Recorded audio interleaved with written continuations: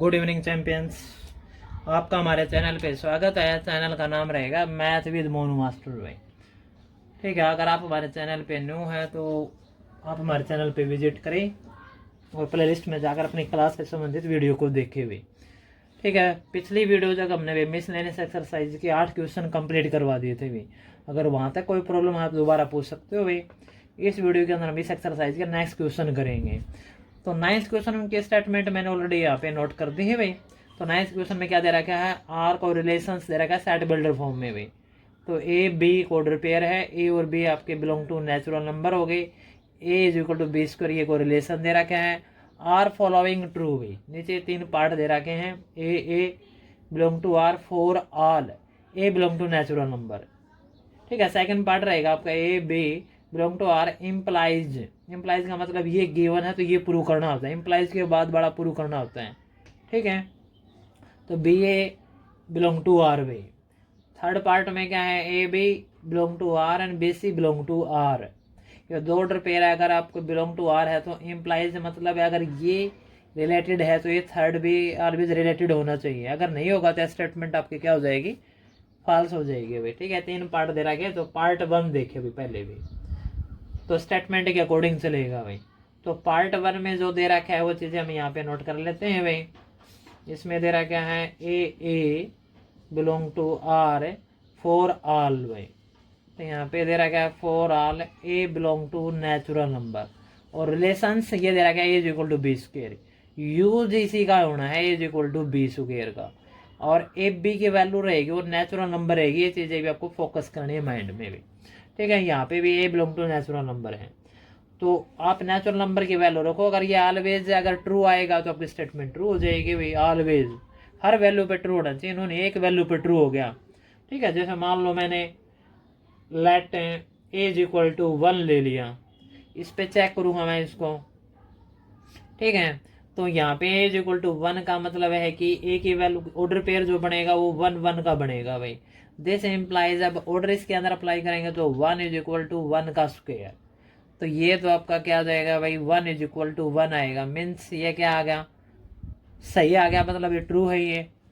ठीक है, इस वैल्यू पे ट्रू आ गया। लेट मान लो मैंने ए इज इक्वल टू 2 ले लिया, तो ऑर्डर पेयर क्या बनेगा, 2 और 2 का बनेगा। तो यहाँ पे आप देखिए भाई, ऑर्डर पेयर इसी के अंदर रखना है, ए की वैल्यू भी 2 है, यहाँ पे बी की वैल्यू भी 2 है, तो 2 का स्क्वायर भाई। दिस इम्प्लाइज भाई 2 इज इक्वल टू क्या आ गया, 4 आ गया। क्या है ये, फॉल्स आ गया। अगर एक भी एग्जांपल फॉल्स आ गया तो पूरी स्टेटमेंट ही आपकी क्या हो जाएगी, फॉल्स हो जाएगी भाई। तो सो यहाँ पे इसलिए लिख देंगे ए, या फिर सीधा सीधा लिख देंगे सो दिस स्टेटमेंट भाई। ठीक है, this statement is not true भाई। तो यह स्टेटमेंट ट्रू नहीं है। स्टेटमेंट कौन सी, ये जो पार्ट 1 में दे रखी है, तो ये स्टेटमेंट ट्रू नहीं है, क्योंकि हर एग्जांपल इसको सेटिस्फाई नहीं कर रहे हैं। एक एग्जांपल सेटिस्फाई कर देगा और बाकी नहीं करेंगे तो भी आपका क्या रहेगा, फॉल्स ही रहेगी पूरी स्टेटमेंट में। तो सेकंड पार्ट देखिए भैया, सेकंड पार्ट ये है भाई आपका A B belong to R implies भी, इम्प्लाइज का साइन ये भी हो जाता है भाई, इम्प्लाइज दिस इम्प्लाइज भी। तो B A belong to R B, मतलब ए बी, ये ऑर्डर पेयर अगर रिलेटेड है तो इसका उल्टा जो होगा ना, ए बी का बी ए, वो भी रिलेटेड होना चाहिए भाई। ठीक है, तो वो चीज़ें अब हम यहाँ पे चेक करके देखते हैं भाई। ठीक है, तो यहाँ पे मान लो मैंने ए की वैल्यू 4 ले ली मैंने, और बी की वैल्यू मैंने 2 ले ली, तो इसके अनुसार जो ऑर्डर पेयर बनेगा ए बी के हिसाब से तो क्या बनेगा, वो बनेगा 4 और 2। अब 4 और 2 को मैं सेटिस्फाई करता हूँ इसके अंदर भाई, तो ए के वैल्यू हमेशा रखा जाएगा इसके अंदर भाई। तो ए के वैल्यू तो 4 रख दी, इज इक्वल टू 2 का स्क्वायर भाई। तो this implies 4 is equal to 4। सही है, ट्रू है। अब ए और बी ये तो आपके यही रहने हैं, अब इसका उल्टा करेंगे भाई हम। ठीक है, 4 और 2 की जगह हम क्या लेंगे, 2 और 4 लेंगे भाई। प्रोसेस तो वही रहना है। अब ए के वैल्यू तो वही रहनी है, इसमें अब क्या हो जाएगी, अब बी ए, इसमें बी ए बोल रहा है ना, तो बी के वैल्यू यहाँ पे अब क्या, यहाँ पे बी कितना है अपना 2 है, तो 2 ही आएगा आपका ये। ठीक है, आगे बात समझ में ही है। इस प्रोसेस के अनुसार अब हम चेक करते हैं भाई। तो दिस एम्प्लाइज भाई यहाँ पे अपना क्या हो जाएगा अभी, ये 2 रहेगा। अब आपका ये क्या हो जाएगा, यहाँ पे इस 2 की जगह क्या आ जाएगा, 4 आएगा। तो अब देखिए अभी 2 इज इक्वल टू 16 आ गया। क्या ये ट्रू है? नहीं, ये चीज़ें क्या आ गई, फॉल्स आ गई भाई, क्योंकि पहले वाला ऑर्डर पेयर था 4 2 है, तो 2 4 भी सेटिस्फाई करना चाहिए। तो ये सेटिस्फाई नहीं हो रहा, तो ये कंडीशन भी सेटिस्फाई नहीं होगी। तो सो इसलिए लिख देंगे दिस स्टेटमेंट भाई, ठीक है, this statement is not true भाई, यह स्टेटमेंट भी ट्रू नहीं है। समझ में आ गई बात ये? तो this statement is not true. तो ए की वैल्यू 4 ली है, बी की वैल्यू 2 ली है, रखना हमें प्रोसेस यही रहेगा, ठीक है ना। 4 2 इसमें अप्लाई हो रहा है, तो 2 4 भी अप्लाई करके देखेंगे, प्रोसेस यही रहने वाला, हर बार यही रखेंगे भाई हम। आगे बस में जो फर्स्ट एलिमेंट है वो ए की जगह रखा जाएगा, सेकंड एलिमेंट है वो बी की जगह रखा जाएगा, ये चीज़ें ध्यान रखना। ओके, यहाँ पे मैंने ये लेट किया, तो ए की वैल्यू 4, बी की वैल्यू 2। तो ये आपके सेकंड पार्ट हो गया भाई। इसका थर्ड पार्ट देखो भाई, तो थर्ड पार्ट है, पहले इसको हम थोड़ा क्लीन कर लेते हैं यहाँ से भाई, ठीक है। थर्ड पार्ट फिर देखो भाई,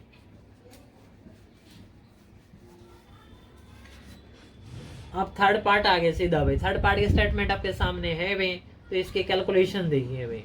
तो A B belong to R, B C belong to R, ये दोनों तो आपके क्या है, गिवन है भाई, ये तो आपको ऑलवेज ट्रू लेने पड़ेंगे। फिर इसके इम्प्लाइज वाला केस, ये ऑलवेज ट्रू होगा तो यह स्टेटमेंट ट्रू हो जाएगी।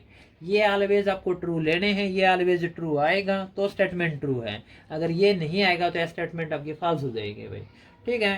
कंडीशन हर बार इस रिलेशन के अंदर सेटिस्फाई करनी है। तो सबसे पहले हम यहाँ पे भाई, ठीक है, ए की वैल्यू हम ले लेते हैं 16 भाई, ठीक है। बी की वैल्यू हम ले लेते हैं 4, ठीक है, ए बी। और सी की वैल्यू लेना चाहो तो साथ साथ में सी की भी ले लेना भाई। सी की वैल्यू हमने ले ली 2 भाई। अब इसके अंदर ऑर्डर पेयर जाते हैं। सबसे पहले हमें एफ बी का लेंगे भाई, तो एफ बी यहाँ पे क्या रहेगा, ठीक है। एफ बी इम्प्लाइज में आपका क्या है, बी सी, और दिस इम्प्लाइज आपका क्या होना चाहिए, ए सी, यही होना चाहिए। इसमें बिलोंग टू आर, यहाँ पे belong to R and belong to R, ये होना चाहिए। अब देखो भाई, यहाँ पे ए की जगह हमने क्या ले लिया 16, और बी की जगह हमने क्या ले लिया 4 भाई। अब इसको इस प्रोसेस में अप्लाई करिए भाई। तो यहाँ पे ए की जगह 16 है, इज इक्वल टू बी की जगह 4 है, तो 4 का स्क्वायर भाई। तो this implies 16 is equal to 4 का स्क्वायर 16, ट्रू आ गया भाई, लेना ही पड़ेगा ये आपका, ये दोनों ट्रू लेने पड़ेंगे। अब बी सी ले लिया अभी हमने, बी की वैल्यू क्या है 4 है, और सी की वैल्यू क्या है 2 है भाई। अब दोनों को फिर अप्लाई कर देंगे यहाँ पे भाई, रखना इसी के अंदर है भाई, यानी ए की जगह भी ये 4 ही आएगा, तो यहाँ पे आपका क्या हो जाएगा 4 आएगा, और बी स्क्वायर यानी बी यानी 2 है, 2 का स्क्वायर हो जाएगा, रखना हमेशा इसी के अंदर है। तो दिस एम्प्लाइज है यहाँ पे 4 एंड 2 का स्क्वायर 4, ये भी ट्रू आ गया। आने ये ट्रू दो तो अपने ये तो हमें लेने हैं, ठीक है, ये तो गिवन रिजल्ट है नो। अब हमें प्रूव करना है। दिस इम्प्लाइज वाला थर्ड केस देखिए भाई। अब इसके अंदर क्या चाहिए हमें, ए और सी चाहिए। ए कितना है आपका 16 है, और सी आपका कितना है 2 है। अब ये केस देखिए, अगर ये ट्रू आएगा तो आपकी स्टेटमेंट ट्रू होगी भाई। तो यहाँ पे अब हम 16 रखेंगे, और यहाँ पे हम 2 का स्क्वायर रखेंगे, तो this implies 16 is equal to 4। क्या आ गया, ये फॉल्स आ गया, ये फॉल्स आ गया, तो स्टेटमेंट भी आपकी क्या हो जाएगी, फॉल्स हो जाएगी। तो सो दिस स्टेटमेंट भाई, this statement is not true भाई, ठीक है। ये आप सोच रहे होगे कि ए बी सी की वैल्यू ये फिक्स है क्या, ठीक है, कि क्या यही है। कुछ एग्जांपल फिक्स हैं, लेकिन इसमें थोड़ा आपको फोकस करना पड़ेगा। इसके अंदर स्क्वायर वैल्यू ले रखी मैंने भी, और स्क्वायर वैल्यू भी वही लेनी है, जैसे 2 का स्क्वायर 4, 4 का स्क्वायर 16। ऐसे रिजल्ट रहोगे तो आपका क्वेश्चन बिल्कुल वेरीफाई हो जाएगा भाई। और कोई वैल्यू लोगे तो आपका रिजल्ट वेरीफाई नहीं होगा। तो मैं आपको इस तरह आपको एक एग्जाम्पल और लेके दिखा देता हूँ, ठीक है। जैसे मैंने यहाँ पे लिया है 2 का स्क्वायर 4, फिर 4 का स्क्वायर 16, ठीक इसी तरह हम यहाँ पे वैल्यू चेंज करेंगे भाई, ठीक है। जैसे मान लो मैंने ए की वैल्यू यहाँ पे, ठीक है, सी से स्टार्ट करेंगे। यहाँ पे सी के वैल्यू मैंने यहाँ पे क्या ले ली 3, ठीक है। तो बी के वैल्यू 3 का स्क्वायर क्या हो जाएगा 9, ठीक है। 9 का स्क्वायर क्या हो जाएगा 81। तो ये वैल्यू लेंगे, इनसे भी आपका वही आंसर आएगा। यहाँ से स्क्वायर स्टार्ट कर लो, उस स्क्वायर को आगे बढ़ाए जाओ, आपके आंसर आ जाएंगे। अब प्रोसेस वही रहने वाला है। तो हम पहले क्या लेंगे ए और बी भाई। तो ए बी के अनुसार आपको पता है क्या होना चाहिए भाई, this implies A belong to R, तो आपका क्या होना चाहिए A is equal to B square होना चाहिए। तो ए की वैल्यू क्या है आपकी 81 है और बी की वैल्यू आपकी क्या है 9, बिलोंग टू आर, तो दिस इम्प्लाइज भाई, तो यहाँ पे 81 रखेंगे, बी की वैल्यू 9, तो 9 का स्क्वायर करेंगे, तो this implies 81 is equal to 81, तो आ गया ना ट्रू ये। अब दूसरा पार्ट में बी और सी चाहिए भाई, तो B C belong to R है, तो दिस इम्प्लाइज, अब यहाँ पे ए बी का स्क्वायर करा गया ना, तो यहाँ पे हमें रख, इस कंडीशन को ऐसे भी लिख सकते हैं, इस ए की जगह यहाँ पे बी आ जाएगा और बी की जगह आपका सी आ जाएगा, B is equal to C square हो जाएगा। अब बी और सी की वैल्यू देखो, बी की वैल्यू क्या है 9 और सी की वैल्यू क्या है यहाँ पे 3 भाई। ठीक है, अब इस प्रोसेस को आगे बढ़ाइए भाई, यहाँ पे तो 9 ही रहेगा, बाद वाली वैल्यू 3 का स्क्वायर हो जाएगा, this implies 9 is equal to 9, तो ये भी ट्रू आ गया। अब थर्ड आपका ए सी भाई, ये आपका इम्प्लाइज के सिंपल क्या हर बार ट्रू आना चाहिए, तो ये यहाँ पे ले लिया ए और सी बिलोंग टू आर, तो दिस इम्प्लाइज यहाँ पे A is equal to C square होना चाहिए, कंडीशन इसी के अनुसार चेंज हो रही है। ए की वैल्यू अब की बार हम क्या लेंगे भाई 81 और सी की वैल्यू क्या लेंगे 3 belong to R, this implies भाई यहाँ पे 81 होएगा और यहाँ पे 3 का स्क्वायर, तो 81 का 81 रहेगा, 3 का स्क्वायर 9, तो क्या आ गया ये फॉल्स आ गया। ये फॉल्स आ गया तो आपकी स्टेटमेंट भी क्या आ जाएगी फॉल्स आ जाएगी। ठीक है, तो इस तरह आप इसका पार्ट कर सकते हो भी, बी पार्ट को भी ऐसे ही कर सकते हो, कोई दिक्कत वाली बात नहीं हो जाएगा। उसके अंदर भी हम ऐसे प्रोसेस लेके चलते हैं, स्क्वायर को ही प्रोसेस में आगे बढ़ाते हैं। ठीक है, तो आपका ये 9th क्वेश्चन कंप्लीट हो गया भाई। तो भी 9th क्वेश्चन आपका करवा दिया है भाई। 10th क्वेश्चन देखो भाई, स्टेटमेंट इसके बोर्ड पे नोट है भाई। तो यहाँ पे ए सेट है 1 2 3 4, बी सेट दे रहा क्या है 1 5 9 11 15 16 भाई, और एफ फंक्शन दे रहा क्या 1 5 2 9 3 1 4 5 एंड 2 11 भाई। तो इसके दो पार्ट दे रखे हैं भाई, F is a relation from A to B, और सेकंड पार्ट दे रखा है F is a function from A to B. ये दोनों पार्ट आपको बताने हैं ये ट्रू है या फॉल्स है भाई, यानी इस क्वेश्चन के अनुसार एफ रिलेशन है या फंक्शन है। ठीक है, तो ये चीजें आपको बतानी है। तो पार्ट 1 देखिए भाई, पार्ट 1 के अनुसार भाई, तो पार्ट 1 में आपको पता है रिलेशंस कब होते हैं भाई। तो रिलेशन के डेफिनेशन अनुसार देखिए भाई, रिलेशन हमेशा क्या होगा भाई, कोई भी दो सेट दे रहा है कि उसका क्या होता है सबसेट होता है, तो ए और बी का कार्टेशियन प्रोडक्ट का सबसेट होता है। यहाँ से आप सीधा सीधा ऐसा करिए, ए कार्टेशियन बी निकाल लेना भाई। ठीक है, ए कार्टेशियन प्रोडक्ट बी, तो ए और बी के ऑर्डर पेयर बना लो, 1 1 का ऑर्डर पेयर बनेगा भाई, फिर यहाँ से 1 और 5 का हो जाएगा, 1 और 9 का होएगा, 1 11 1 15 1 16, फिर 2 के साथ लिखेंगे यहाँ पे 2 5 आएगा, 2 9 2 11 2 15 2 16। ठीक इसी तरह 3 1 3 5 है, 3 9 3 11 3 15 3 16।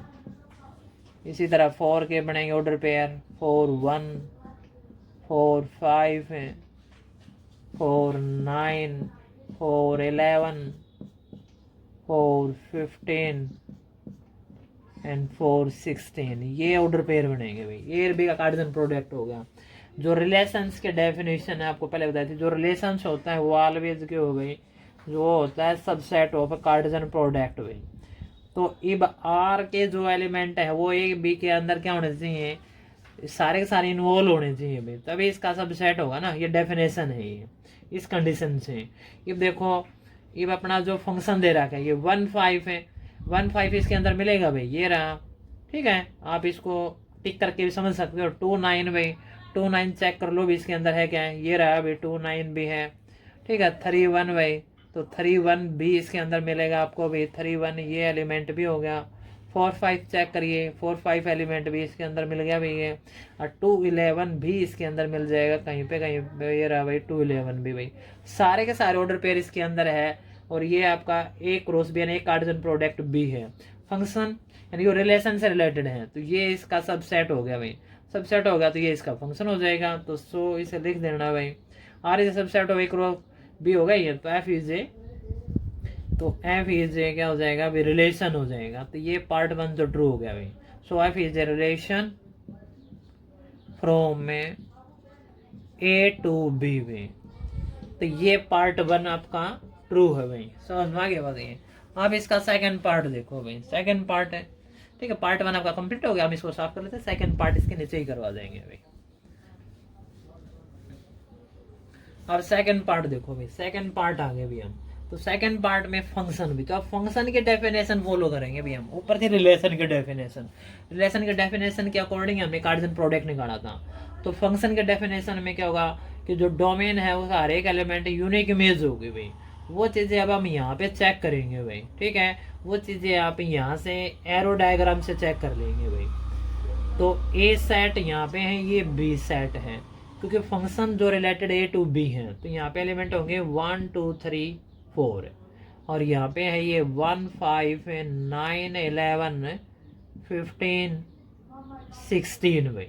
अब देखो 1 5 के साथ रिलेटेड है, 2 9 के साथ रिलेटेड है, 3 1 के साथ रिलेटेड है, 4 5 के साथ रिलेटेड है, और 2 11 के साथ रिलेटेड है भाई 2, ठीक है। अब चेक कर लीजिए भाई, 1 की इमेज 5 है और कभी भी नहीं है, 1 की इमेज 5 ठीक है, 2 की इमेज क्या है 9 पर 11 भी, तो यहीं से इसमें फंक्शन नहीं बढ़ेगा भाई। या 2 की इमेज क्या होनी चाहिए एग्जैक्ट 1, यहाँ पे 2 की इमेज आ गई 9 और 11, तो यहाँ पे लिखेंगे सो 2 हैज डिफरेंट इमेजेस में, ठीक है, 2 हैज डिफरेंट इमेजेस 9 एंड 11 भाई, ठीक है। यहाँ पे लिखेंगे 2 हैज डिफरेंट इमेजेस 9 एंड 11, तो उसमें लिख देंगे F is not a function, तो एफ आपका फंक्शन नहीं है फ्रॉम ए टू बी भाई। यही इसका रीजन है भाई, क्योंकि इसके अंदर एग्जैक्टली 1 इमेज होनी चाहिए थी, 2 की इमेज यहाँ पे डबल आ गई, 3 की इमेज भी 1 थी, 4 की इमेज भी थी, कोई दिक्कत नहीं, लेकिन 2 की इमेज जैसे डबल आ गई तो ये आपका फंक्शन नहीं बनेगा। तो आपका 10th क्वेश्चन कंप्लीट होता है भाई। ओके, 11th क्वेश्चन आगे भी, इसको जूम करके देखो भाई। 11th क्वेश्चन आपको दिखाई दे रहा होगा भाई, यहाँ पे क्या दे रहा है, let F be the subset of Z multiply Z be, Cartesian product है डिफाइंड बाई एफ, कोई फंक्शन दे रखा है A B comma A plus B भाई, ये ऑर्डर पेयर हो गया, ठीक है। तो इसके अंदर भाई A B belong to integer and is F is a function from Z to Z भाई, जस्टिफाई योर आंसर भाई।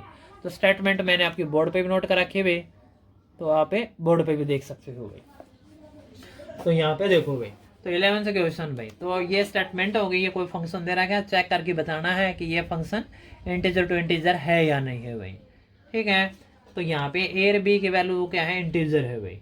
तो ये ऑर्डर पेयर दे रखा है A B comma A plus B, पूरा ऑर्डर पेयर ही है। तो यहाँ पे हमें लेट है, तो स्टार्टिंग देखो भी इसकी, तो इसके अंदर हम लेट कर लेते हैं, ए की वैल्यू मैंने ले ली 0 और बी की वैल्यू ले ली मैंने 1। तो यहाँ पे एफ बी और ए प्लस बी की वैल्यू निकालो, पहले हम निकाल लेते हैं एफ बी क्या होगा 0 मल्टीप्लाई 1 करेंगे तो क्या आएगा 0। अब निकालेंगे ए प्लस बी, तो ए प्लस बी क्या हो जाएगा भाई 0 प्लस 1, तो ये 1 आएगा। तो ऑर्डर पेयर जो बनेगा वो क्या बनेगा, A B comma A plus B, ये पूरा ऑर्डर पेयर है। तो इसी ऑर्डर पेयर को हम क्या लिखेंगे भाई, एफ बी की जो वैल्यू आई है वो क्या आई है 0 और ए प्लस बी की वैल्यू आई है 1। एक तो ऑर्डर पेयर ये हो जाएगा भाई, ठीक है, जो फंक्शन के अंदर ऑर्डर पेयर लिखे जाते हैं। तो एक ऑर्डर पेयर से आ गया भाई, एक ऑर्डर पेयर और ले लेते हैं। इसी तरह भी लेट है, यहाँ से हमें ए की वैल्यू तो 0 ही रखेंगे भाई, बी की वैल्यू मैंने चेंज कर दी भाई, बी की वैल्यू मैंने ले ली 2 भाई। अब इसके अंदर ए बी निकालेंगे भाई, तो ए बी तो आपका क्या रहेगा भाई 0 मल्टीप्लाई 2 करेंगे तो 0 ही आएगा। और ए प्लस बी की वैल्यू फिर निकालेंगे तो क्या रहेगा 0 प्लस 2 इज इक्वल टू 2 आएगा भाई। अब फिर ऑर्डर पेयर बनाएंगे भाई, ठीक है, इसी तरह A B comma A plus B, order pair है ये, गिवन ये रहा, इज इक्वल टू क्या आ जाएगा भाई, ए बी की वैल्यू 0 है, ए प्लस बी की वैल्यू क्या है 2। तो ये ऑर्डर पेयर आ गए 2 भाई।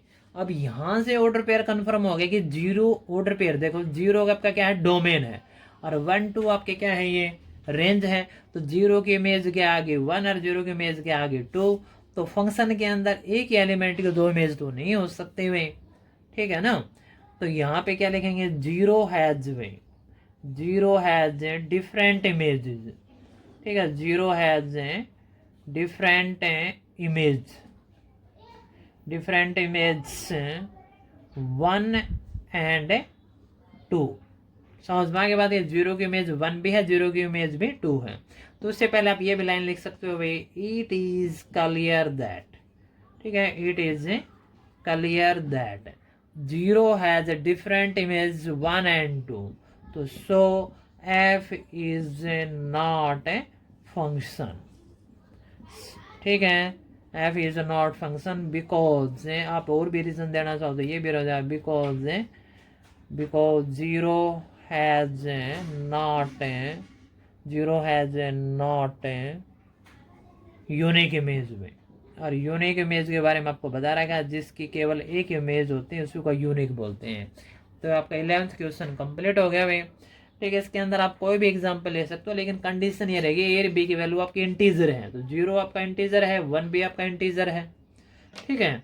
तो यहाँ पे 0 से केस लेके चलोगे तो आपका क्वेश्चन वेरीफाई हो जाएगा। ए की वैल्यू चेंज मत करना, बी की वैल्यू कुछ भी ले सकते हो, ए की वैल्यू आपकी 0 ही फिक्स कर रखी है, ठीक है। बी की वैल्यू आप कुछ भी ले लेना, आंसर आपका आ जाएगा, ठीक है। एक बार बी की वैल्यू 1 ले ली, बी की वैल्यू नेक्स्ट टाइम आप 2 के साथ 3 लेना, 4 लेना, कि 0 के किसी के साथ मल्टीप्लाई करोगे तो आपका फर्स्ट एलिमेंट तो 0 ही रहेगा, अभी सेकंड एलिमेंट आपका चेंज होता रहेगा। तो आपका 11th क्वेश्चन कंप्लीट होता है। नेक्स्ट क्वेश्चन देखो भाई, ठीक है। अगर आपको वीडियो अच्छी लगती है इसको लाइक और शेयर भी कर देना भाई।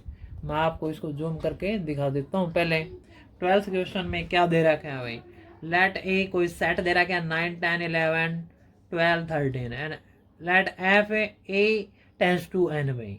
ए सेट है, एन कोई नेचुरल नंबर हो गया, be defined F of N, small N क्या है भाई, कोई फंक्शन से रिलेटेड है। The highest F of N is equal to क्या, the highest prime factor of N भाई, find the range of F भाई। इस फंक्शन की आपको रेंज ही फाइंड करनी है। स्टेटमेंट आपको दिखाई दी होगी भाई, आप बोर्ड पे देखे भाई, ठीक है। अब मैं स्टेटमेंट भी आपको यहाँ पे लिख देता हूँ भाई। तो ये 12th क्वेश्चन भी इस एक्सरसाइज का लास्ट क्वेश्चन है भाई। तो लेट ए सेट दे रखा है भाई, ये यहाँ पे एलिमेंट दे रखे हैं 9 10 11 12 एंड 13 भाई, ठीक है। तो यहाँ पे फंक्शन जो डिफाइंड है वो है ए टेंस टू एन भाई, और यहाँ पे दे रखा है F of N is equal to क्या दे रखा है, द हाईएस्ट, ठीक है, ऐसे भाई द हाईएस्ट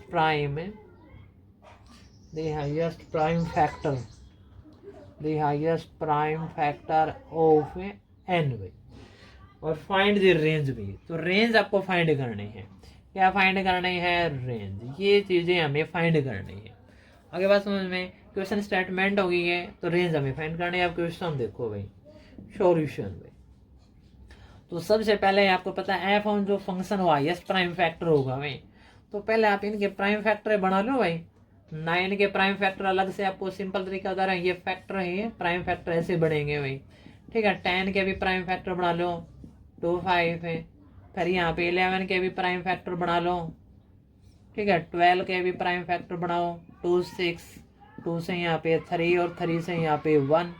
फिर यहाँ पे 13 के प्राइम फैक्टर बनाओ, ये प्राइम फैक्टर बनेंगे। इतना समझ में आ गया आपको, ये सभी के हमने प्राइम फैक्टर बना लिए भाई। अब हमें क्या निकालना है, एफ ऑफ एन, ये इसमें गिवन है भाई। ये लाइन पे आप लिख सकते हो, F of N is the क्या है भाई, द हाईएस्ट, ठीक है, the highest prime factor of N. N यहाँ पे कोई नंबर होगा, उसी का हमें हाईएस्ट प्राइम फैक्टर लेना। मैं ऐसे ही करूंगा भाई। अब हम ले लेंगे एन की जगह 9 ले लिया, ये भी इसका हाईएस्ट प्राइम फैक्टर एन भाई। तो इसका 9 का जो हाईएस्ट प्राइम फैक्टर होगा वो आप इसके अंदर देखिए, हाईएस्ट प्राइम फैक्टर क्या होगा, 3 होगा भाई। तो इसका हाईएस्ट प्राइम फैक्टर क्या आ जाएगा, 3 आ जाएगा। ठीक इसी तरह भाई अब हम निकालेंगे एफ ऑफ 10 की वैल्यू भाई। तो the highest prime factor N की जगह 10 है, तो 10 का हाईएस्ट प्राइम फैक्टर क्या आएगा, 5 आएगा। ठीक है, इसी तरह एफ ऑफ 11 भाई। तो 11 का हाईएस्ट प्राइम फैक्टर 11 ही रहेगा, क्योंकि 1 प्राइम फैक्टर नहीं है। ध्यान रखना, क्योंकि 1 आपका प्राइम नंबर है ही नहीं, और प्राइम नंबर नहीं तो प्राइम फैक्टर नहीं होगा भाई। अब इसी के बाद निकाल लेंगे हम एफ ऑफ 12 भाई। 12 का जो प्राइम फैक्टर क्या रहेगा, 2 भी है 3 भी है, प्राइम फैक्टर यानी हाईएस्ट चाहिए हमें, तो प्राइम फैक्टर 2 भी है 3 भी है, लेकिन हाईएस्ट प्राइम फैक्टर क्या बनेगा यहाँ पे, 3 बनेगा। ठीक इसी तरह भी यहाँ पे 13 का prime factor 13 it self and खुद यही बनेगा, 1 तो नहीं बनेगा। तो ये प्राइम फैक्टर इसलिए निकाले थे, इनमें से हाईएस्ट प्राइम फैक्टर चूज करना था हमें। तो ये इसका रिजल्ट आ गया, और इसकी जो रेंज होगी वो हमें इसकी एफ की निकालनी है, तो ये रेंज आ जाएगी भैया। तो फंक्शन की जो रेंज रहेगी आपकी, तो सबसे पहले 9 का प्राइम फैक्टर 3 आएगा, ठीक है, एक्स की वैल्यू रखी, वाई आ गया, वही प्रोसेस है। तो यहाँ पे 5 आएगा, ये 11 आएगा, और यहाँ पे आपका ऑलरेडी आपको पता है 3 आ लिया भाई, ठीक है, तो 3 आपको लिखने की आवश्यकता नहीं है। फिर आपका क्या आ जाएगा, आपका भाई 13 आएगा भाई। तो ये इसके प्राइम फैक्टर आ जाएंगे भाई। 3 आ गया, प्राइम फैक्टर आने के बाद ये इसके रह जाएंगे, 3 आ गया, 5 आ गया, 11 आ गया, 13 आ गया, ठीक है। तो ये इसका रिजल्ट हो जाएगा। समझ में आ गया बात आपको ये? तो ये इसका आंसर रहेगा। अगर यहाँ तक अगर आपको कोई दिक्कत है किसी पॉइंट के अंदर, आप दोबारा पूछ सकते हो भाई, ठीक है। तो आपका ये चैप्टर कंप्लीट होता है। नेक्स्ट वीडियो के अंदर हम नेक्स्ट चैप्टर करवाएंगे भाई, ठीक है। अगर आपको वीडियो अच्छी लगती है इसको लाइक और शेयर भी कर देना भाई, अपने दोस्तों के पास भी शेयर कर देना भाई। जय हिंद, जय भारत भाई। मन करके पढ़ते रहिए, आगे बढ़ते रहिए भाई।